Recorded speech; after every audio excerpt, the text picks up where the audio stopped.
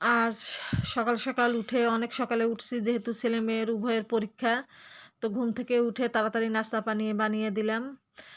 মেয়ে টিফিন নিয়ে যাবে। 5 ঘন্টা পুরা পরীক্ষা, সময় লেগে পরীক্ষা হবে, তো খিচুড়ি করলাম।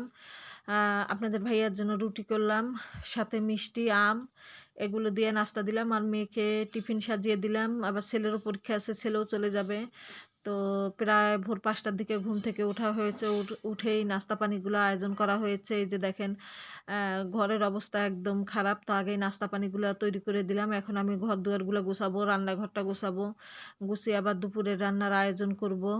আপনাদের ভাইয়া বাথরুমে চলে গেছে, ও আবার বের হয়ে খেয়ে বাইরে চলে যাবে। তো এখন এই যে দুপুরের জন্য আমি আলু কেটে নিয়েছি, মাংস ভিজাইছি। তো দেখতে থাকেন আজকের ভিডিওটা। তো আসসালামু আলাইকুম ওয়া রাহমাতুল্লাহি ওয়া বারাকাতুহু। আপনারা সবাই কেমন আছেন? আলহামদুলিল্লাহ, আমি তো খুবই ভালো আছি। এই যে সকাল সকাল এই যে নাস্তা পানি দিয়ে দিলাম। যে যেটা খায় খাবে। তো খেয়ে যার যার মতো চলে যাবে। তো এবার আমি দুপুরের রান্নায় চলে আসলাম। মুরগির মাংস দিয়ে আলু রান্না করব। তো এখানে আমি তেল ভালো করে দিয়ে দিলাম, কড়াইটা গরম করে। এখন আমি পেঁয়াজ কুচি আর তেজপাতা দিয়ে দেবো এর মাঝে।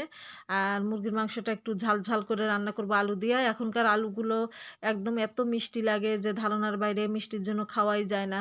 তো একটু ঝাল ঝাল করে রান্না করব, তার জন্য সকাল সকাল মরিচগুলো একটু শুকনো মরিচ বেটে নিলাম। তো একটু ঝাল ঝাল করে না রান্না করলে অতটা আর মজা লাগবে না খেতে কিন্তু। তো এখানে পেঁয়াজ আর তেজপাতা দিয়ে ভালো করে আমি একটু লাল করে নিব, নিয়ে মশলা বাটাগুলো দিয়ে দিব। আর বন্ধুরা, আমার ভিডিও যদি আপনাদের কাছে একটু ভালো লাগে অবশ্যই একটু কমেন্টের মাধ্যমে জানাবেন। আর যদি ভালো না লাগে অবশ্যই স্কিপ করে যাবেন ভিডিওটি। তো অবশ্যই আমরা যারা যারা ফেসবুকে কাজ করতেছি, অবশ্যই আমরা সবাই সবার ভিডিও দেখার চেষ্টা করব।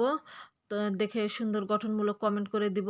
তো এখানে আমি এক এক করে সব মশলা বাটা কিন্তু দিয়ে দিচ্ছি। ফার্স্ট টাইম গরম মশলা বাটা দিয়েছি 1/2 চামচ পরিমাণ, রসুন বাটা 1 চামচ পরিমাণ, পেঁয়াজ বাটা 2 চামচ পরিমাণ দিয়ে দিলাম। তো দিয়ে ভালো করে নাড়াচাড়া দিয়ে নিচ্ছি। এরপর আবার আমি একটু পানি দিয়ে দিব, যেন মশলাগুলো পুড়ে না যায়। আরও মশলা বাটাগুলো দিতে হবে, জিরা বাটা আদা বাটাগুলো দিয়ে দিব। আর গুঁড়া মশলা তো আছেই, গুঁড়া মশলা তো দিতেই হবে। তো কেমন হয় রান্নাটা অবশ্যই একটু কমেন্টে জানাবেন। এই যে জিরা বাটা 1 চামচ পরিমাণ দিয়ে দিলাম আমি। আর সামান্য পরিমাণ আর একটু বেশি দিয়ে দিলাম, যেহেতু জিরা বাটাটা আমি একটু বেশি পরিমাণে খাই। তো এরপর আমি এই যে পেঁয়াজ বাটাটা দিয়ে দিলাম 2 টেবিল চামচ পরিমাণ। দিয়ে এখন খুব ভালোভাবে নাড়াচাড়া করব। আর সাথে লবণ দিব। মরিচ বাটাটাও দিয়ে দিচ্ছি আমি, একটু ঝাল ঝাল যেহেতু করব, মরিচ বাটাটাও 2 চামচ পরিমাণ আমি দিয়ে দিলাম। তো অনেক মজা হয়েছিল কিন্তু, ঝাল লবণে একদম খরখরা তরকারি হলে কিন্তু তরকারি দিয়ে ভাত খেতে অনেক মজা লাগে। আমার মা আবার পোলাও রান্না করেছিল, আমার মা আবার পোলাও দিছে, আমি আবার পোলাও দিয়ে মাংসটা আজকে খাইছি। আর এরা পোলাওটা অত পছন্দ করে না, এরা ভাত দিয়ে, এদের মাংসটা অনেক মজা লাগে। তো এরপর লবণ দিয়ে দিলাম, যতটুকু তরকারি ঠিক অতটুকু আন্দাজে লবণটা দিতে হবে, নয়তো খর হবে কিন্তু। একটু কম হলেই ভালো হয় তরকারির মধ্যে লবণ, বেশি হলে তো আর করার কিছুই থাকে না। এরপর আমি এখানে ধনিয়া গুঁড়া, মরিচের গুঁড়া আর একটু দিয়ে দিলাম, দিয়ে হলুদের গুঁড়াটা দিচ্ছি, দিয়ে মশলাটা খুব ভালোভাবে আমি কষাবো কিন্তু। মশলা যত কষাবো তত কিন্তু তরকারির স্বাদ দ্বিগুণ পরিমাণে হয়ে যাবে। তো এই যে মশলাটা দেখেন, আমি খুব ভালোভাবে নাড়তেছি। পাশের চুলায় কিন্তু আমার ভাত হচ্ছে। পাশের চুলায় আমি ভাতটা বসিয়ে দিয়েছি কিন্তু, অনেক তাড়াতাড়ি আজকে রান্না করে ফেলেছি, যেহেতু অনেক তাড়াতাড়ি উঠেছি ঘুম থেকে। তো এরপর এই যে মাংসগুলো এখন আমি দিয়ে দিব, মাংসগুলো ধুয়ে রেখেছিলাম সে মাংসগুলো দিয়ে দিব। এখানে আমি মুরগির মাংস। আর মুরগি রান্না করলে রান আমার মেয়েকে দিতেই হবে। আমার মেয়ে মুরগির রান ছাড়া ভাত খেতেই চায় না। ও ও যেদিনই আমি মুরগি রান্না করব না কেন, যখনই রান্না করি ওর জন্য মুরগির রানটা রেখে দিতে লাগে, নয়তো আর রাগ করে আর ভাতে খাবে না। তো বরাবরই আমার মেয়েই আমার ঘরের মধ্যে রান খায় মুরগির। তো রানটা খেতে নাকি অনেক মজা লাগে। আমি তো কিছু বুঝি না, আমার মাংস হইলেই হয়। রান্নে কি আর মজা, আর মাংসে কি মজা, একই আমি মনে করি যেটা।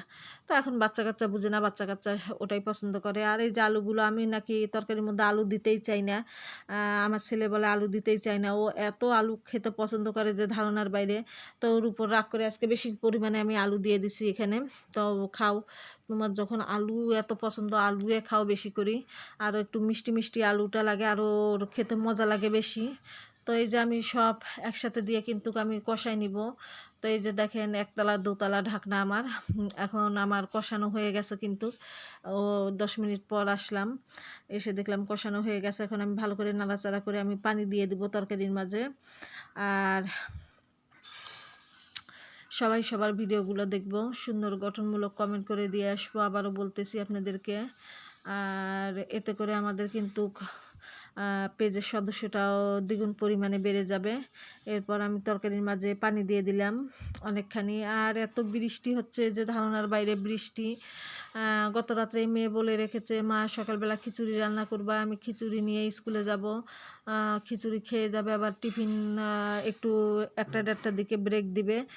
সকাল 9টা থেকে 4টা পর্যন্ত পরীক্ষা ওদের হয়েছে আজকে শুরু। পুরা 1 মাস যাবৎ পরীক্ষাটা চলবে। তো এই যে তরকারিটা কিন্তু আমার হয়ে গেছে। ছেলেও এখন পরীক্ষা দিতে চলে যাবে, ওর খাবারটা আগে দিচ্ছি। 1টা বাজে, ওর 2টা থেকে পরীক্ষা। ও রেডি হয়ে গেছে, ওকে খাবারটা দিয়ে দিচ্ছি আমি। তো তরকারিটা কেমন হয়েছে অবশ্যই কমেন্টের মাধ্যমে জানাবেন। এই যে ছেলের ভাত, ছেলেকে ছোট রানটা আরও 2টা পিস দিয়ে এখন ছেলেকে খেতে দিব, আবার এসে খাবে। তো আর কিন্তু বেশি ভিডিও বাড়াবো না। তো আজকের মতো এখানেই কিন্তু রেখে দেব। তো সবাই ভালো থাকবেন। তো আজকের মতো টাটা, বাই বাই।